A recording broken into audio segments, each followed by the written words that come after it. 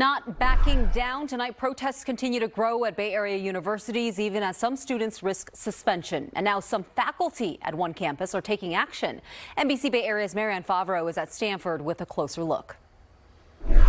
The protest here at White Plaza is growing. There are now 23 tents and more people from outside the university joining students to call for a ceasefire in Gaza.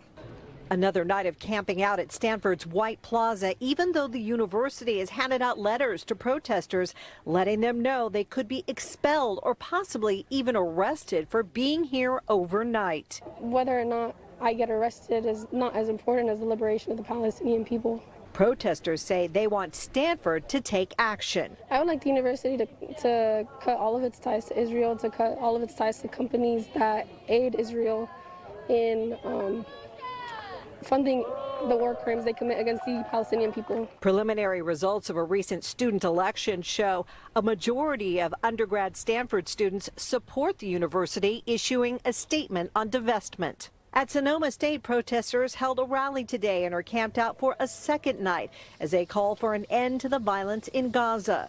Cal Poly Humboldt is now closed for the remainder of the semester after protesters occupied 2 buildings. And protesting students at Berkeley continue to sleep in tents in front of Sproul Hall.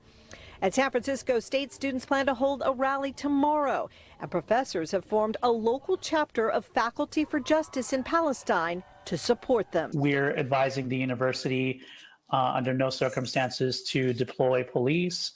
We are asking the university not to engage in any kind of academic retaliation, including but not limited to expulsion or suspension or eviction.